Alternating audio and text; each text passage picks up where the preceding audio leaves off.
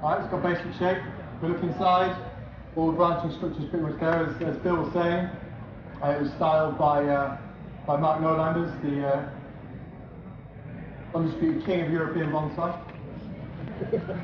That's true. He is. He's very good. He'll kill me if I didn't say that. So the actual branching structure inside is pretty good. So there's going to be no major transformations here. So if you're expecting this to turn into a cascade, just walk out and buy some things from the vendors. So yeah, the structure's there. Everything's good. It's a healthy tree, ready to be worked on. But it's getting a little bit leggy. Okay, so how do we get this a little bit more compact? How do we refine it? How do we get some kind of structure into it? That's going to be the challenge for today. And so I'm going to just start to prune a few little things out. I'm going to start cleaning out, and we'll talk about that as we're going along. The one thing that you have to sort of understand about each species that you work on in bonsai is their kind of limitations and their good points. So what are the limitations of cedar, of Cyprus, Cyprus, because the cedars family sort of thing, they're all sort of very sort of closely related, and so our techniques and the ideas that we can apply to this tree, we can apply to a lot of other trees within the same family, is that we're not going to get a very, very sort of sharp and well-defined, very clean image as though it was a juniper. Now we all hold juniper bonsai to be the sort of the epitome or black pines or pines where we get these very, very beautiful, clean foliage pads, where everything is well defined, and it's as though someone's taken a spirit level, drawn along the bottom, and gone like this on the foliage pad, and then they've got a protractor and they've got a little semicircle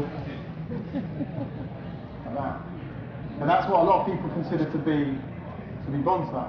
That's what we see in books and things. There's look at that, it's very beautiful. Oh, everything's white. Oh, it's beautiful. Clean edges. Because it's very easy to understand. Okay, the Japanese bonsai in the 1990s, for example, in the early 2000s, this was the vogue. Because in order to show somebody that you've done a lot of work on the tree, you make it look very clean. Anybody can see that and say a lot of work's done on that. To actually present a tree that looks a little bit out of shape, a little bit more natural, a little bit more relaxed, and say, yeah, I've spent 16 hours working on this, I spent 3 weeks working on this or whatever, here's the bill for my work, they're going to go, what are you talking about? It looks natural, it looks like nobody's doing anything on it. Okay, so you need to sort of bear that in mind when you're thinking about bonsai and certain species in particular. So this is a tree that we're not going to get that very clean image from. It's never going to happen. It's a limitation of it as a species. Other species like this, for example, spruce. Spruce are always actually going to be slightly shaggy, slightly untidy, and they look at their best when they're like that. So if you try and squeeze a spruce into that kind of really tight, compact, super well-refined foliage pads, then you're going to be struggling forever and a day. Okay, and if you judge these trees, you say, oh, it looks a little bit untidy, it looks a little bit raggedy, because you're comparing it to that image of the juniper, then you don't truly understand the beauty of these trees. Anyway. So we're always going to end up with a little bit of a straggly bonsai, but that's not to say that we're not going to have any structure or any shape. We're just going to have a slightly looser one, particularly with a tree such as this, which has a very coarse foliage. So the leaves on this, the foliage on this is very coarse, quite large. Okay, so compare this to smaller leaf varieties like Hinoki cypress and things like that, but they've got very, very sort of much tighter, compact foliage. Then again, this tree is always going to come up short. So we need to bear that in mind when we're creating our foliage pads and we're refining the tree in general. So what I'm doing here, all I'm going to do is just sort of go through cutting out any dead branches and cutting back any sort of super strong areas. Mark, I'm going to jump up and we got some tools over there. Okay, this for those who don't know, this is Marc Noelanders. He's one of the local crew, works on the Bill's crew, and he is an expert with these trees, would you not say? Yes. Yes, I am. Sorry. So he's been giving me a bit of a crash course. Although I said, you know, we want to sort of judge these, think of these very, very sort of separately from junipers. Similar ideas exist with the foliage management, and this is a very important thing with all sort of evergreen trees. Is how much foliage we keep on them, because the foliage is key. It's absolutely key to the survival of the tree from a health perspective, and also in order to make it look attractive, how we layer the foliage pads. One thing that we need to understand is the different sort of types of foliage that we have, or you know what the different parts of the leaves are doing.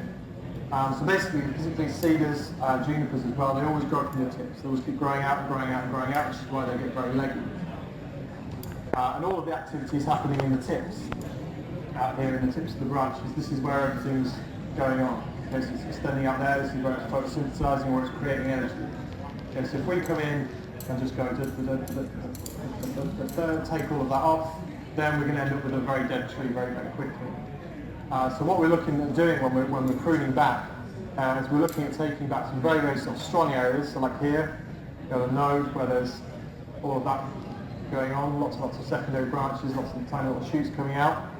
So we've removed that in favour of these two branches here, okay, these two lower branches in there. But before I cut those back, what I did was I just looked to check to see that these were active and that these were growing, and that they're not dead and stopped. And so if you look here, you can just see a very sort of slight difference in the green. So we've got some slightly darker green there and light green, which shows that it's actively growing. Okay, so this is now going to just continue to grow as though nothing has happened. What in fact is going to happen now, the removal of that is actually going to stimulate those to grow a little bit more, so they're going to extend out, and we should also see a lot of backbudding further on inside.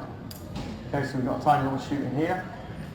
That's going to start to wake up and start to grow, and hopefully what we'll also see in the elbow here, the joint between these two branches, we're likely to see a new shoot start to grow out here, perhaps some adventitious budding back in there after we've removed this strong terminal growth.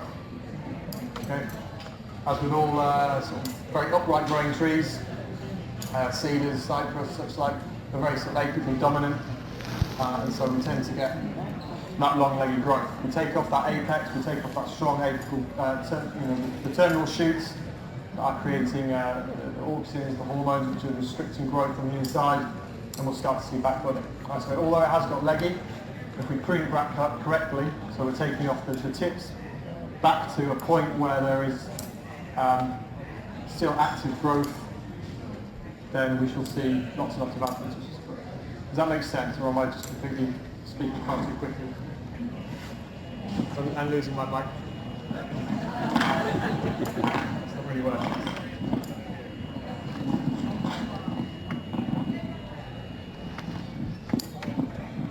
Does that make sense? Yeah. We're all on the same page here. Okay. I'm kind of winging it up here, people. This isn't a species that I grow in the UK.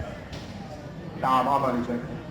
Like I say, it's very similar to, it's exactly the same method that you use to grow cypress, cypress, and it's just a slight variation on kind of junipers and taxus and things. So there's not that much difference between all of the species.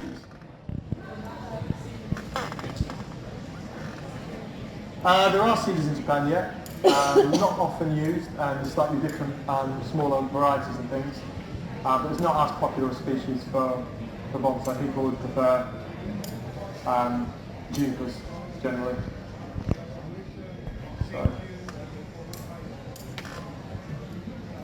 it's an underused species in my opinion. A lot of people kind of walk away from it because it tends to get a little bit leggy, or because they don't like the coarse foliage, because it doesn't look like an Equiligar juniper, and you know, it's an underused species, and people need to kind of like reevaluate their priorities, I think, and ask themselves stuff. Yeah, it takes a little more work to get them. It's an Eastern red. It takes a little more work. Yeah, it's an Eastern red. This is Eastern white. White, okay, it's white. So this bit here is red. Volume.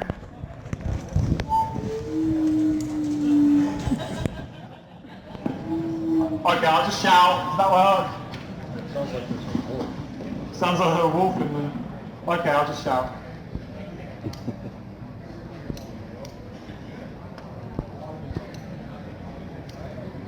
So in terms of like how we're going to go about styling this tree, there may be one or two branches that we need to remove, maybe one or two primary branches, but apart from that, really, it's just going to be a case of going in and trying to thin out some of the nodes where too many branches were left in the initial styling.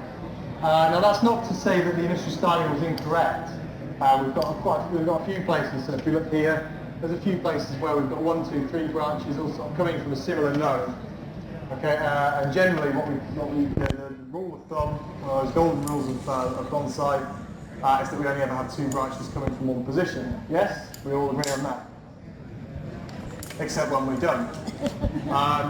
One of the reasons why people are struggling very hard with a lot of collected trees, particularly junipers, Rocky Mountain junipers Sierra junipers, etc., and Sabinas in Europe, is because they're applying that rule, that idea, that concept that you have to thin down every single node to 2 branches right from the start. And what happens is that tree then has no branches on it because it's come down to far too many. Because you've taken all of the branches off, because you've gone down to this, you adhere to this very strict rule of 2 by 2 by 2 by 2, and the tree ends up with nothing on it. And so it can't grow any roots, it can't grow any more foliage, and so it collapses. The tree just doesn't have that sort of critical mass of foliage that's going to enable it to grow on and start to extend out in the areas that you want it to, and it dies. Because that rule has been rigidly stuck to. Whenever you're taking anything from very raw material, it's always a very good idea to leave on as many branches as you possibly can. But not so much so that you're not actually creating a structure. So you're always walking along this balancing line of making the tree look good and have a good future from an aesthetic point of view, and also making it look good and have a future from a horticultural perspective. So sometimes you need to leave 3 branches, 4 branches, 5 branches from one node, just so you've got a foliage mass. And then they all start to extend out. And then after maybe 6 months, you come in and you take one of them off. So you end down to 4. And then those extend out even more. And then after a year, you come in and you take one off. And then you're down to 3. And then they start to extend out a little bit more. Maybe you leave it another year, maybe you leave it 2 years. And then you come back down into 2.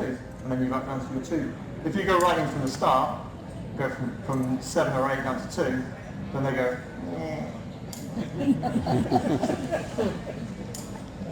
So that's a quote. I can spell that out for you. Right, so in that initial styling, you leave 3, 4, 5, 6 branches on. If after a year, if after 2 years, that tree has still got 3, 4, 5, 6 branches on it, then you fail. And it's just as bad as going down to 2. Because that node is going to get super congested, and the structure of the tree is going to look very poor. Right? So if you leave it there for a long time, that's no good. Right? And so I'm sure Marc, being a very skilled bonsai artist, left more branches on than is actually textbook required. And over the preceding years, there's been thinned out. We've still got a little bit more thinning out to do, so there's a few areas where we might want to remove a couple of branches. Okay? But we don't want to be too textbook even now. Okay? Because we end up with quite an uninteresting tree. Any questions so far? No? Talk about pinching versus pinching versus cutting was okay.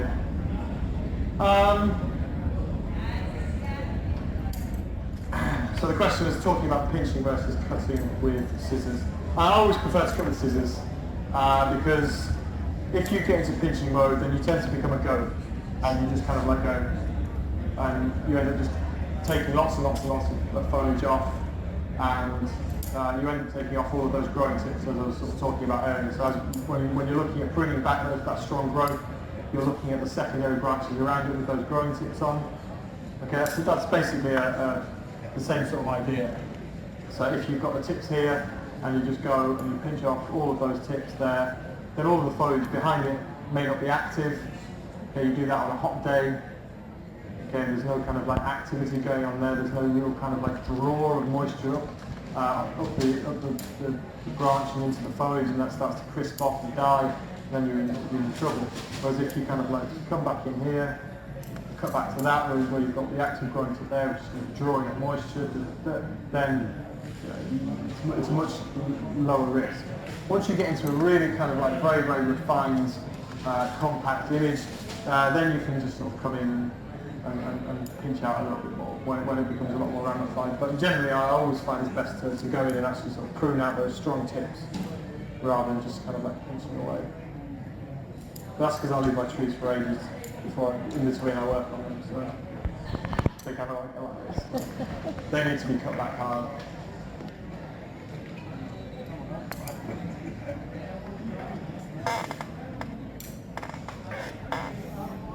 You could have got a smaller turntable.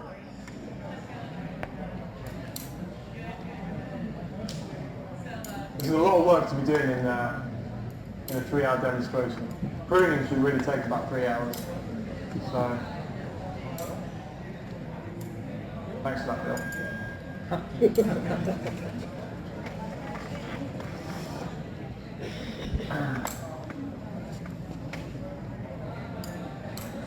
So when it comes to wiring a tree like this, what we're going to be looking at doing is not actually applying lots and lots of wire. We don't want to be completely restyling it, so we're not going to be wiring it from the trunk or doing too much work on the major branches. We're going to be looking at just kind of manipulating what we have and looking at creating the foliage pads using as little wire as possible. As trees become more and more mature, they need less and less wire. And we have to sort of get into this idea that we need to wire every single branch each time we come to the tree. Equally, we need to get out of the idea that we need to, if we've got one wire digging in somewhere on the tree, we don't need to de-wire the entire tree. Which is one reason why a lot of trees get kind of left. You know, people will come along while they're watering, and hopefully you'll see, oh, that branch is starting to dig in, the wire on that's starting to dig in, but then you look at the size of the tree and think, oh, I don't want to de-wire this entire tree. It's going to take me forever a day, and the match is on, and I'm going to go shopping. It'll be alright for a week. Then you look at it the next week, and you've got something else on. You've got to go out jogging, or solve a crossword or something. And then you leave it another week, and then after a couple of months that wire's in so deep you can't take it off. But it's just on that one branch, not on the rest of the tree. So what tends to happen with the wires and wide branches as the tree grows and thickens, any branch that's been bent severely or any branch which is super vigorous, that's the one where the wire is going to start digging in first. And so maybe that needs to be removed after 3 months, whereas the rest of the tree could be left on the wire on the rest of the tree could be left on for 3 years. So when you look at it, you see, okay, well that one wire needs to come off, but the rest of the tree's fine. Right? So I'm just going to take 5 minutes now, take the wire off that one, and that branch is going to be fine. So when we come to refining a tree like this, it's going to be a similar sort of thing. So maybe we'll see some of the branches in there where the structure is set, as I said earlier, and we don't need to do any major manipulation, but we're just looking at manipulating some of the foliage pads.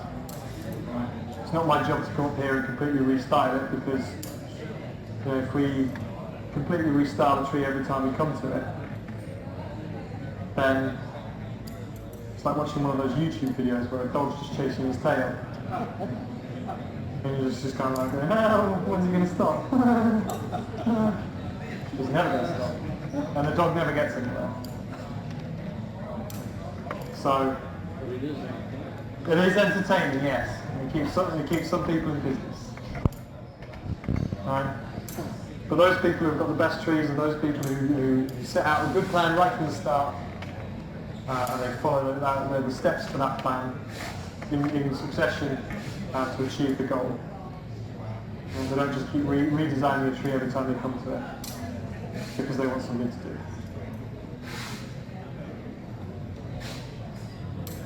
And so for me, what I need to do here is try and think, what was the plan? What was Marc thinking at the time? What direction was he taking it? What direction is anybody else that's been working on the tree taking it? Consider that and then think about, is that the right way? Or can I change it, maybe make it a little bit better? But not just, go in a completely different direction and try and make it into a cascade or a literati or something like that.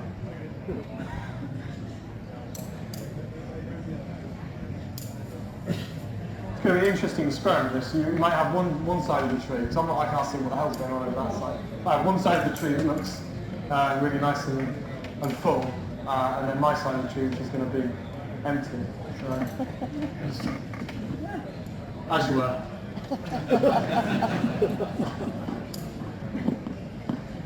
You tell me what you want. I back my side,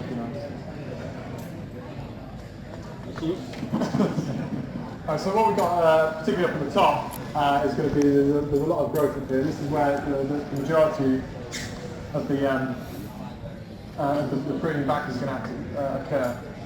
So I might actually need a chair to get up there. So I'm going to say it's all going to end in tears. Probably around about this time.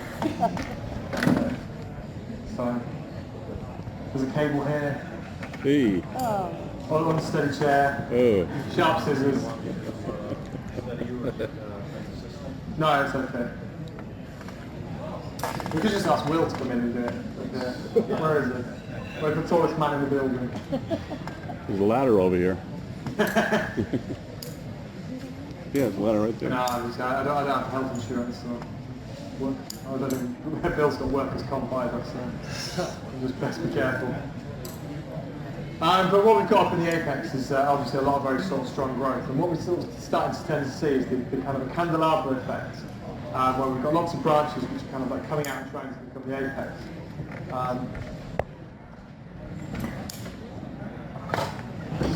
Cut myself.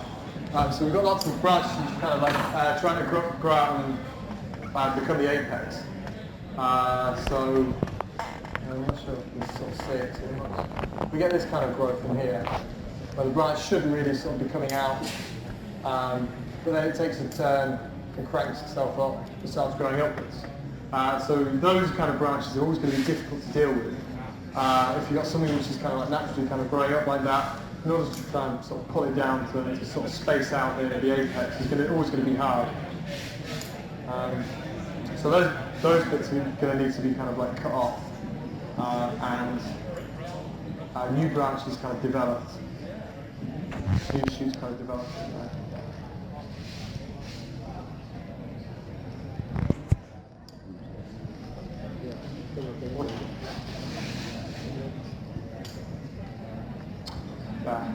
Slipping off. Nah, there's duct tape. For wind. There's duct tape over here.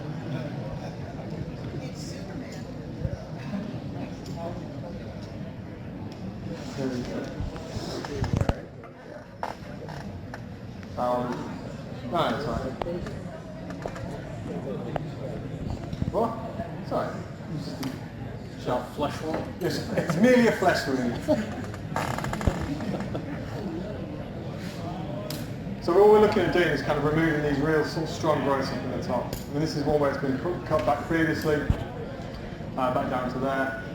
But we're looking at sort of maybe trying to cut those back even further, really reduce the strength of this apex.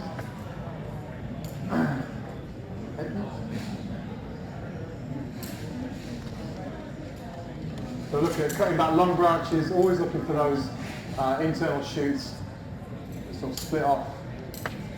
You know, we've got a new branch that can grow off and become the new leader.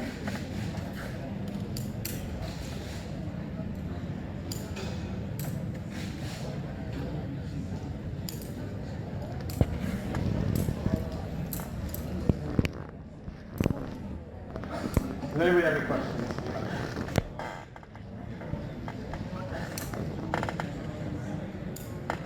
Peter, Yes. you always work from bottom to top? Generally, we'll start to work from the sort of the main character branch, which kind of sets the overall feel of the tree, and then work from that throughout. But in this case, there's two of us working on us. It's a massive tree, and the clock is ticking. But I had a good look overall. You know, before we started, I had a good look and figured out what was needed to happen. And so we're hopefully working. We're both singing from the same hymn sheet.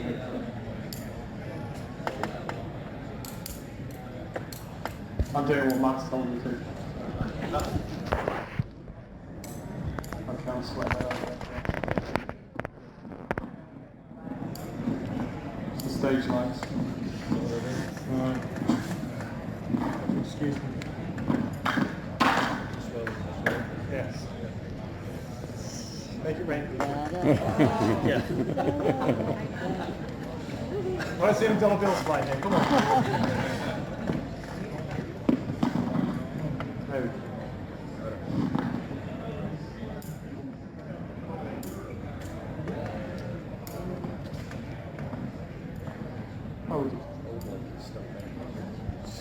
Step back a bit. Could you guess the age of that tree? No. Bill has an idea, apparently.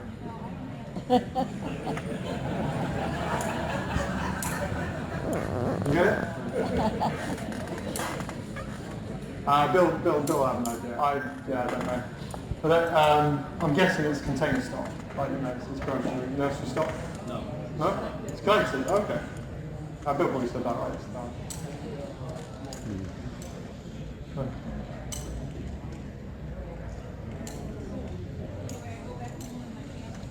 The most important thing is whenever you're pruning back, always make sure you're pruning back some good, strong, healthy growing tip containing foliage. Otherwise, you're just going to end up with some very sort of burnt off tips. You're going to stall the growth of the tree. So always look for those young, greenish, yellowish branches like this. The younger they are, the more flexible they are, the more likely they are to start growing. So look to replace the grey lignified branches with those.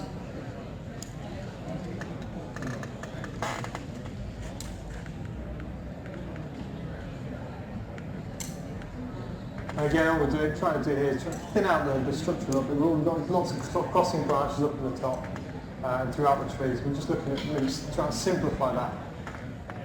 Okay. So always try and make a tree structure that is very ordered and simplified, because it makes it a lot easier to wire, makes it a lot easier to unwire, makes it a lot easier to prune. So that idea that we're talking about, of just having branches splitting off into two, is the ideal that we want to go towards, because it makes it very easy to wire. When you've only got two branches coming from a node, it makes joining up wires very, very easy. Okay, when you've got lots and lots of branches in a tree, all coming from the same spot, it's very difficult to wire, yes? Yes? You all experienced that? So simplifying that structure out as we go along, the life of the tree is ultimately the kind of the goal of the second styling, the third styling of trees. So always looking at thinning out those nodes that are super dense and too many branches in there.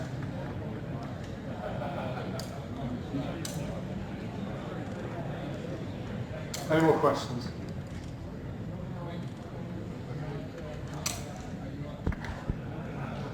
Mr. Kobayashi, who I studied under, always used to say, he always said, any questions? And all the apprentices would say, no, no questions. He says, do you know why? Just because you're not thinking. So we'd always have to quickly come up with some ridiculous questions to ask him. And then we'd ask him a ridiculous question and he'd shout at us for asking a ridiculous question. You couldn't win. I don't think that inspired them to ask questions. No, it didn't. On reflection, I was halfway through that little anecdote and I was like, yeah, probably not the best one to... I won't shout at you if you ask us some questions. What do you do with the roots? With the What roots? do I do? With the With the roots? What do you do with the roots? with the roots? In what way? Do you do anything with them? They will be pruned, but so the tree will get taken out of the pot on a fairly regular basis. So less and less as the tree gets older is the ideal.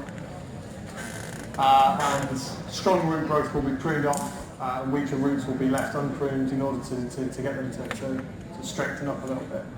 As the tree becomes more and more mature, one of the ways to get the foliage to become compact and for growth to slow down so it doesn't become quite so leggy is to leave it in the pot for as long as possible. Now, I'm guessing this hasn't been repotted for some time. Would that be a correct assumption? That is correct. You are correct. How long has it been? I don't think that it's been repotted. You don't think it's been repotted? No. And if Good. you can sort of verify that, I think, with a quick touch of the soil. A lot of people tend to repot their trees far too frequently with all species, and this can be the result of lots of misinformation, reading things in books, and I just published a book recently. But generally, it can be very difficult, and writing it, I was, how do you convey all the different situations and scenarios that you find yourself in bonsai? How do you convey that in 300 words? And that's the answer. You don't. And it's very, very difficult. But you're reading a book that says repot every 2 to 3 years. So religiously people will repot every 2 to 3 years because it says so in a book. But that doesn't take into account anything, whether the tree is healthy, whether the tree is unhealthy, how much the tree is grown, or anything sort of like that. And so you kind of got to take it case by case, which is another wonderful Japanese phrase.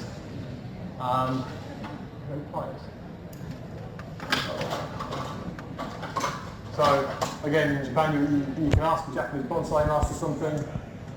Say, when do I repot? How often do I repot a tree? Case by case. And then just leave it at that. And you're just kind of like, okay. And you get very annoyed with that kind of answer, but it's kind of true. Each different tree requires different work.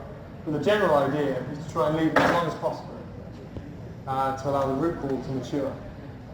Out in the woods, these things grow in rock pockets for hundreds of years. For those of you who can't hear, because he's just talking to me, like I said, out in the wild, these things grow in rock pockets for hundreds of years. Which is equivalent of no repotting. Which is equivalent of no repotting for years. But what we need to achieve, and one of the reasons why a lot of Western bonsai doesn't have that same kind of level of maturity as Japanese bonsai, is the frequency of repotting. The roots are being refreshed far too frequently. They're constantly very, very young, and so as a result, the branches are very, very young. So the root system and the branches are kind of mirror images of each other. Okay, and for some species, we want that to happen. Okay, so for a lot of deciduous trees, we want to try and keep the branches, or at least the secondary branches, tertiary branches, the branches that we want to try and keep those young as aliens we don't frequently repot azaleas, they get very sick, they get very old, the branch tips get very old, and within 5 or 6 years the tree starts to get weak and ultimately suffer. Very similarly with maples, etc. So we, fairly frequent 2 to 3 year repotting cycles on deciduous and azaleas is a good idea. For things such as pines, junipers, the longer we can start to leave those in the pot, as long as water is percolating through, this is going through the soil, and plenty of oxygen is getting into the soil, the root system, the root zone, then we can leave it. Like I said, this tree's been left for a long, long time, becoming very sort of, even though it's not super hard, okay, I can push that in very, very easily, and so water can percolate through there relatively well, which is one of the reasons why this tree is so healthy. So we'll try and get a bit more maturity in our root balls as well as in our branches. Okay. Right, now we need we've thinned out the tree, we've cut it back quite a lot now, so it's become a lot lighter. And now we need to start looking at the actual sort of branch structure. Is there anything that we can improve on? Are there any of those nodes where there's too many branches sort of coming out?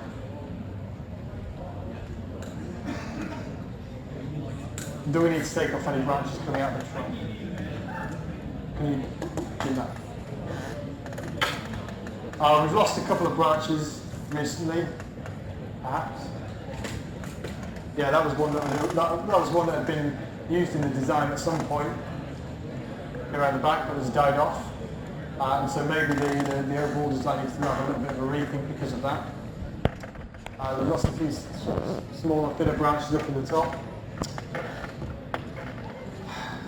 I'm used to going wireless. So we've lost a few thinner branches up in the top. Okay. So does that have an effect on anything? We need to start looking at that now. Okay. Can anybody point out any major kind of design points, design flaws, issues with this tree?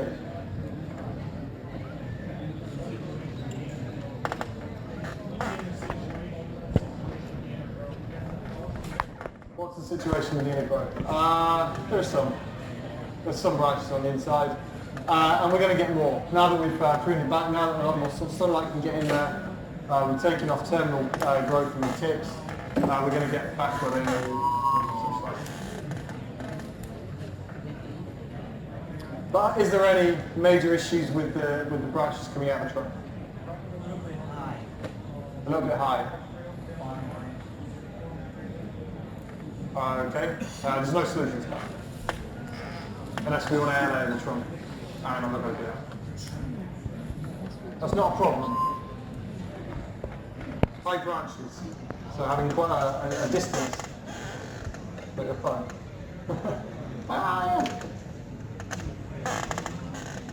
So having quite a high distance between the roots and that first branch adds elegance to the tree.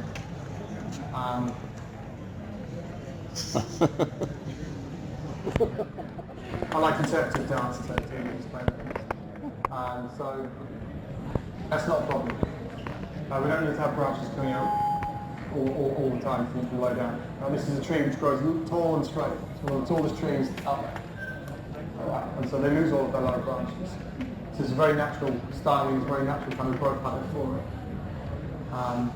So that's not an issue here. Open the front a little bit more, yeah?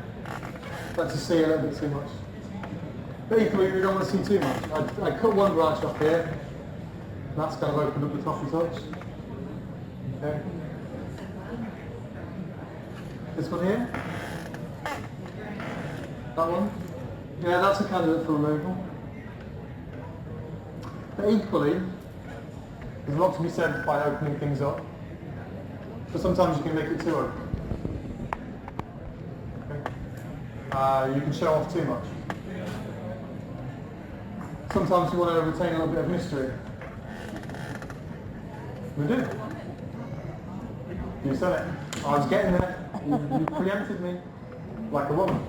We would like to just to try to not show everything off. Sometimes it's not attractive to see it. What's too thick? Speak for yourself. Here. Yeah. It is. This whole branch. It's a mature branch. Yes.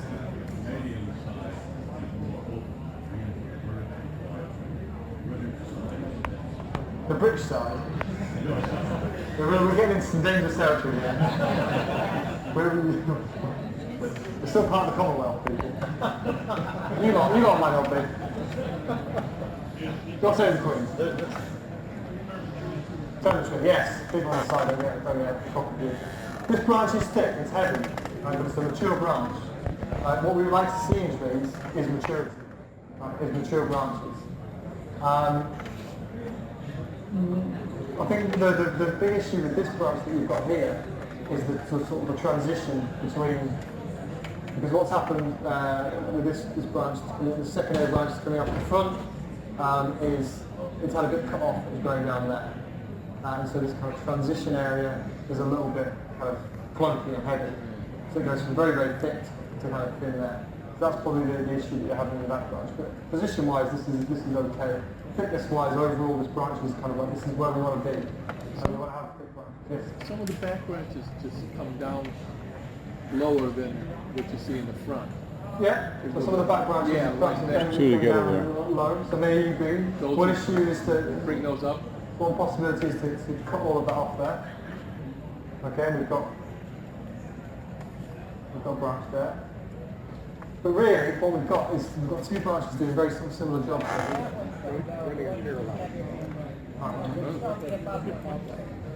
So we've got two branches doing. You missed it, Bill. Come on. Yeah, we've got two branches doing very sort of similar things, and so. We need to be very careful with what we do here, because this has been styled, this branch has been on here for a long time. The silhouette is based on, all of the foliage is based on these existing branches. So to remove this one, for example, back branches come from that one. Yeah. So to remove this one, you say all you're looking at there is the position of this one coming out of the trunk. Right? This has got a lot of foliage on it. This one here. So it's got all these back branches going around a bit. Just all of these back branches on it here. Got all of this here. Whereas this one at the front is kind of like, it's not got that much on it. I am, yeah. At the end I'm going to take the tree and just smash it. That's still good. So, possibly, remove that bottom one. Part of it. Depends how much time.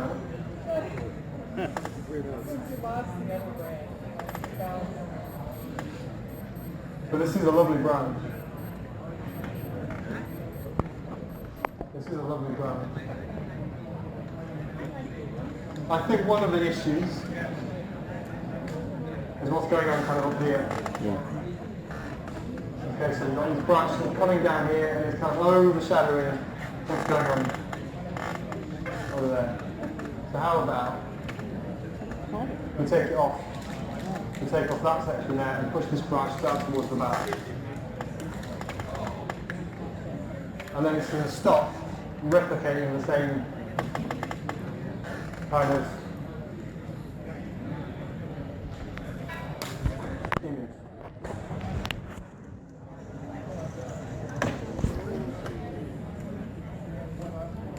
I forgot to mention, his assistant is Marc Noelanders, and he specializes in collecting and refining these eastern white cedars. At the second exhibition, second, he won the North American Bonsai Award for this species of plant, so he's very familiar with this tree, which is hard to do.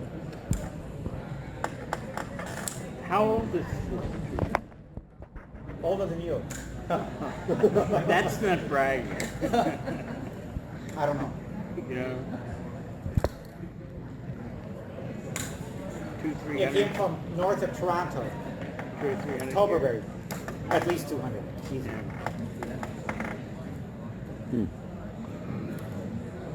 When was the last repot, Bill? Never? I don't think so.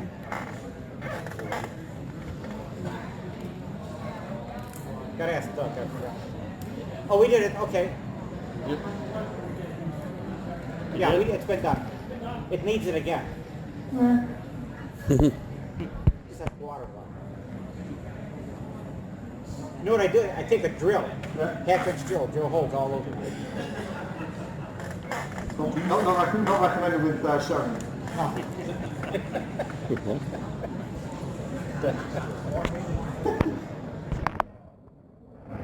Right, so we've taken that branch out there. And so we managed to keep our back branch. And we've taken away the sort of the feeling that it was the branch was being replicated.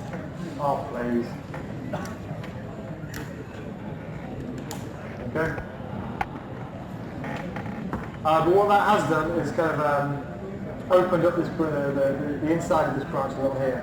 So we have to be very careful. This branch here, this little branch there, that's my best friend. Okay, that's the comb over. Donald Trump? The Trump branch. The what? The Trump branch. The Trump branch, indeed. I'm going to pretend I know what you're talking about. Donald Trump? Yeah. Okay, yes! Obscure American cultural reference. So, this way we managed to keep all of the major branches coming off the trunk on this side, but we've solved that problem of it being a little bit sort of too dense, too congested in there. We kept our back branch, which is very, very important. Now what we've got here as well, if we're looking at this back branch, is it comes down very sort of straight there. So the line that we're looking at is a bit strange. See there? Coming in down there, that line there, a little bit on the sort of strange side. So ultimately, maybe that one's could end up becoming replaced, being cut off as this branch here. Actually, what? Yeah, we'll keep it. As they get bigger, it can be spread out a little bit more. They're going to be wired apart. Then that can be removed so that this line keeps going further backwards instead. Okay, so any other major problems coming off of the trunk? We've got 1, 2, 3 branches coming up here. We need to keep them all, just for the time being. We can take this dead bit off the back.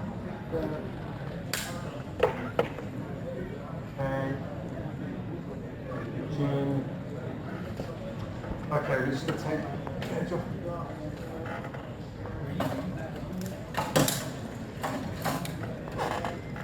Any questions so far? Isn't bugging anybody? Yeah, how would one go acquiring Google?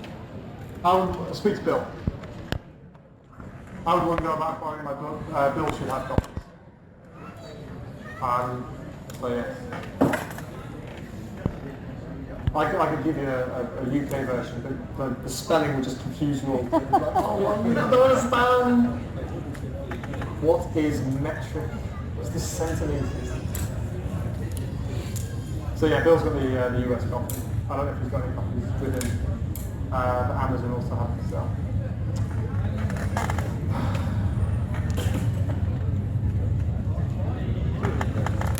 Okay, so looking at this area here, we've got this is the biggest sort of area of concern.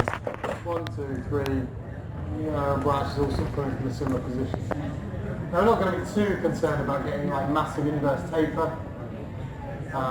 in here. The trunk is thick. It's growing slowly, so we're not massively concerned about that one area going like thickening up in the next sort of 5 to 10 years. What we are sort of concerned about is the lack of any sort of decent internal foliage in there. And so in order to kind of keep a nice big image, it looks as though just at first glance we're going to need to keep everything. We've got a dead branch there. We can take that off. That's going to change things a little bit. Put that off the base.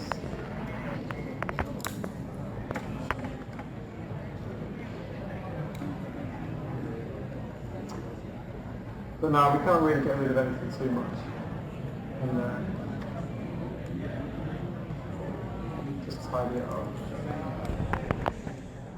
As this area gets stronger, as we get a lot more growth on here, so this is one area that we'll perhaps leave to grow a little. Leave to extend, maybe let that get a little bit bushier, so there's a lot more energy going, production going on in here. And when we start to see some backbudding, then we can start to prune back, maybe even remove one of those branches on the side there. Okay, maybe give me an idea why this branch has got weaker. What the hell's going on here? Oh, there it is. There will be blood. There is. Can you tell me why that branch there is slightly weaker? Because there's so many of them, yeah? Anything else? Shaded. Where was this put in the garden? What side was that facing? North. Side was north facing. When it was down there on the ground, when you look at it from a distance, you can see that this side have been growing all the way towards the sun. They've been growing towards the sun. It's always stronger on this side. Every single branch was kind of coming over here because it hadn't been rotating probably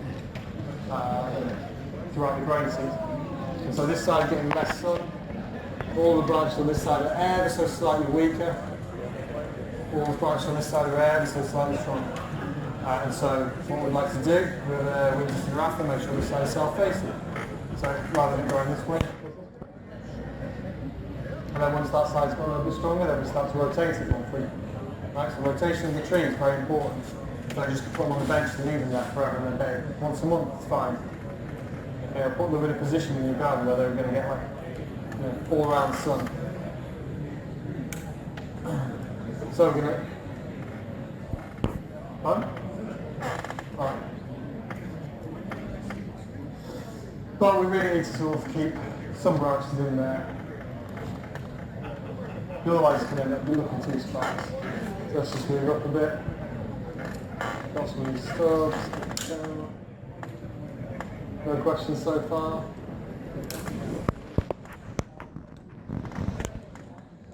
Okay. Fun? No, everyone's scared of questions. We don't have to do about bonsai. No, I'm not excited about the royal baby.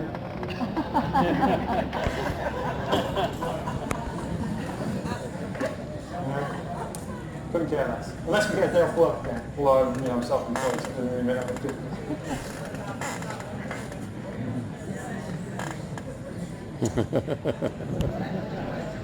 It's not going to happen. Don't worry about it. No chicken out again.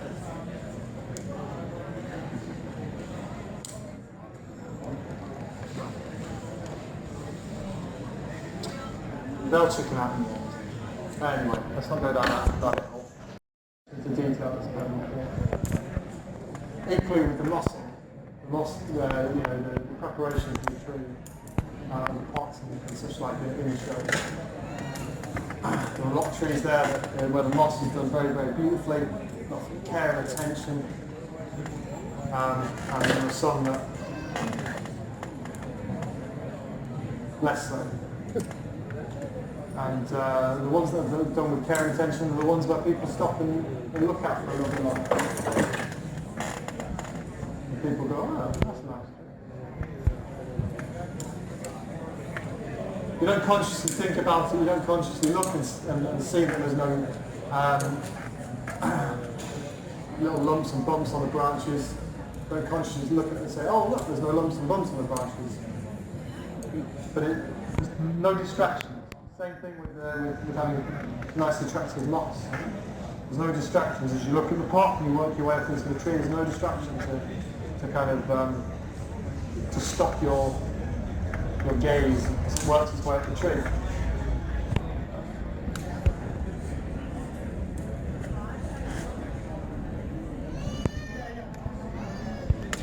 And a good successful bonsai, particularly in a display, is one where you look at it and you don't think.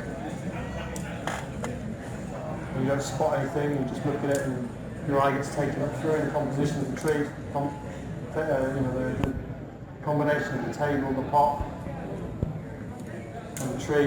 You look at it all, you don't really think about anything. There should be no sort of hindrances. There's little lumps and bumps. But more important than that, it makes it really easy to wire.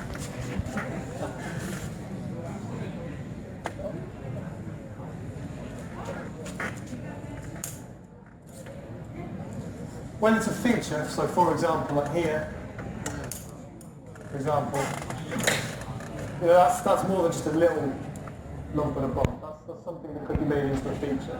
So if we want to make that into a deadwood feature, then we have to do a little bit of work to actually make it so. So just sort of clean that up. Sort of the things that I'm talking about are little bits like this from the top, little tiny bits.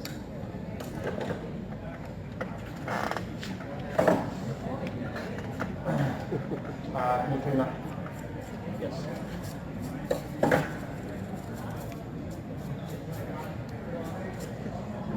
Don't take too much of the bark off. So we were discussing earlier, before we started, about the stripping of bark, the cleaning of the trunk. Should it be done, should it not be done? It's a contentious issue with junipers and such like as well. Some people like to have a very highly polished skin bark on their juniper, other people not so. I'm very much in the well-trimmed au naturel camp. And so try to leave some of it on and be careful when you're holding the trunk. Be careful when you're holding the trunk. So that you're not sort of destroying that beautiful bark, that age, that character which has taken 200 years to develop and seconds to destroy.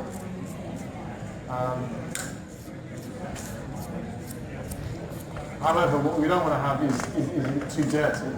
So looking at this tree, we've got green, we've got algae building up here and along the trunk there.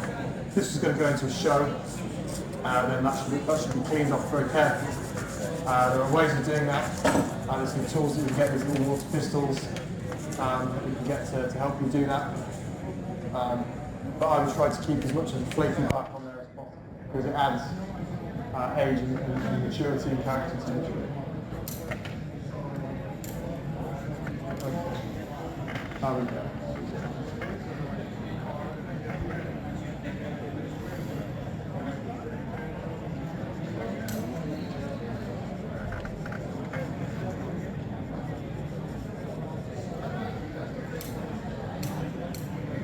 I think that's pretty much most of the major sort of pruning work done. Nothing else really needs to kind of come off the tree, off the trunk. There will always be a little bit of pruning as we go along and wire and realise that maybe we didn't need that branch. But for the most part, we're kind of done now. Somebody asked earlier about the order of working, work from the bottom up and things like that.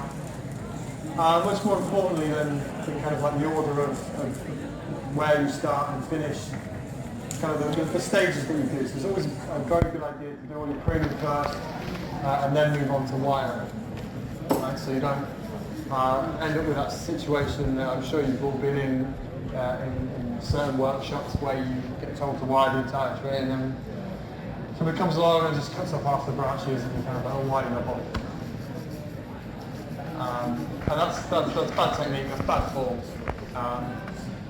There'll always be situations where you actually kind of like wire a branch and think, and once you manipulate some things, you think, well, actually, yeah, I could probably get away without that one.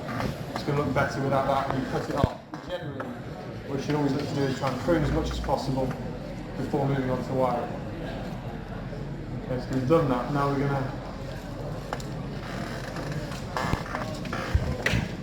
move on to the inevitable.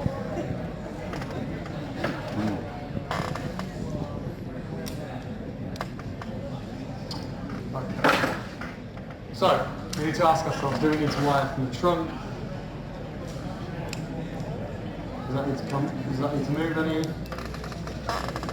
If it does, can I just pull it down with a guy wire?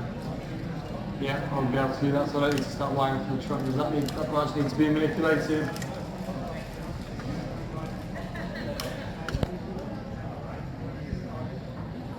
Possibly. That one definitely does. Okay. These ones we'll just leave as they are and perhaps work on.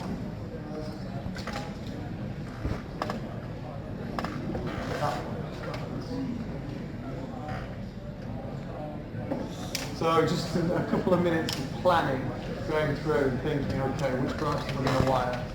How am I going to do it? It'll save you a lot of time.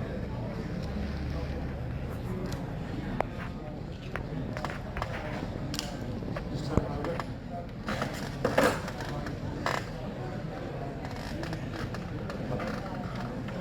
I lied earlier, sorry.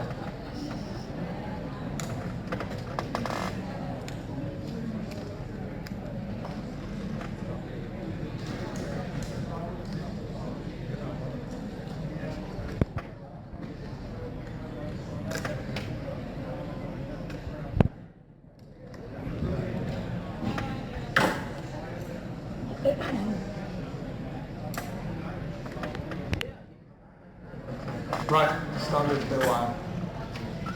If you could start with this branch in the back. From there, just do those. Start off with something like that. Can you get rid of all of this? Just take them all off. I hate this. I don't like this.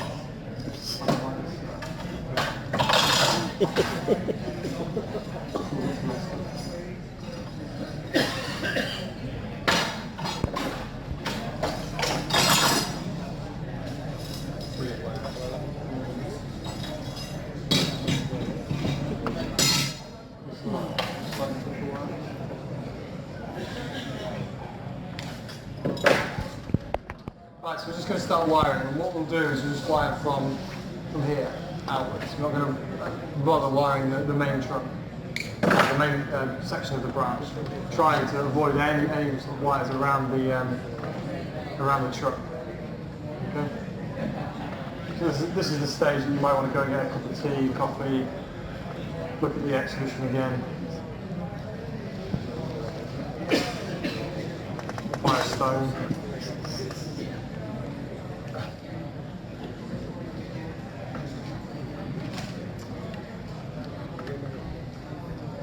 Now we need to wire slightly differently to how we would do with a first styling. Okay, we're looking for kind of a very minimal impact,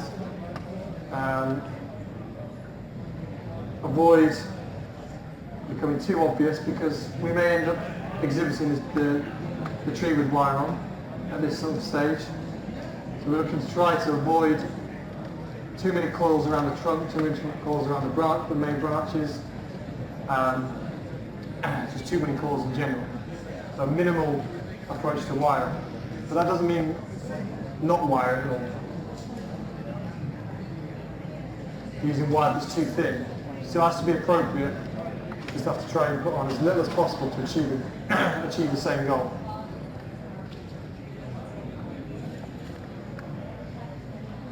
So we don't have 3-4 coils all going around the same position.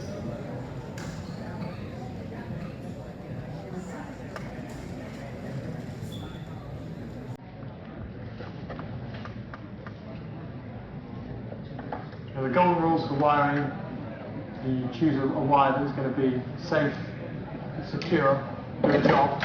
That's your first sort of priority. And then make sure it looks good. Okay, so we're always making sure that it's going to do the job that we want it to. And remember, the job that we want it to do is not to take a branch from here and take it all the way down there. Let's do this, or that, or this. Not massive manipulation. It's just a little bit. Subtle,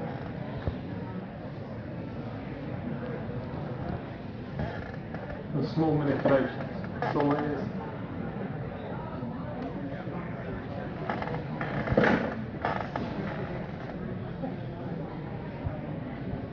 Let's just bring some branches together, spreading some branches out.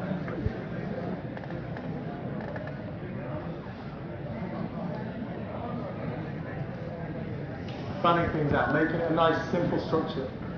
And it's become quite complicated in here.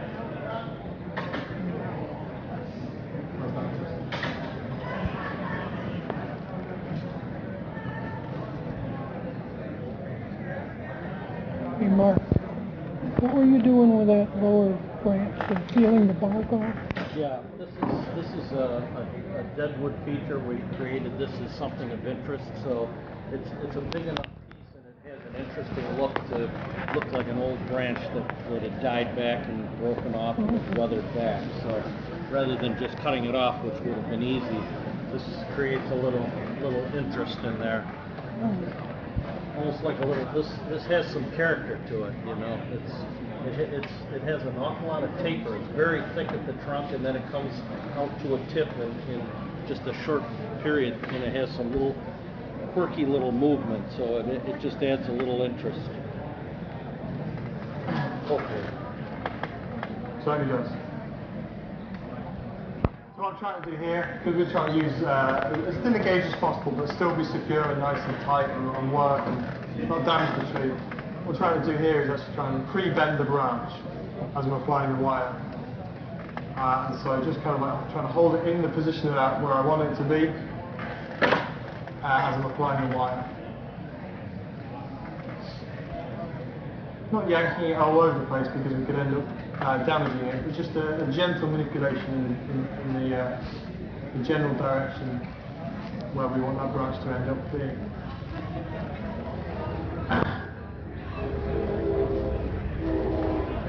And that way, once the wire gets applied, the branch usually stays in that sort of position, and it then gives us subsequently a lot more ability to bend because the wire has still got bendability in it. If that makes sense.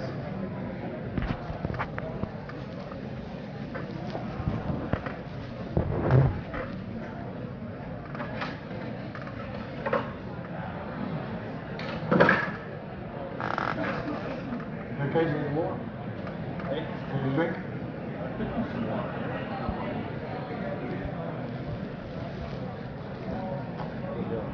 We're doing alright. At least I hope not. The crowd's thinned down now. well, you told me that you get lost with it. I know. It's only the hardcore that remain. The wiring junkies. Yeah.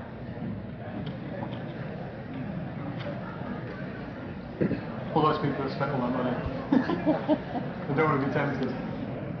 Safer in here. Yeah. So has everybody enjoyed the show? Go Bill! Thank you, I did it all myself. It's always an honour to be invited. Bill and his crew, and everybody involved, all the participants, exhibitors, have done a great job.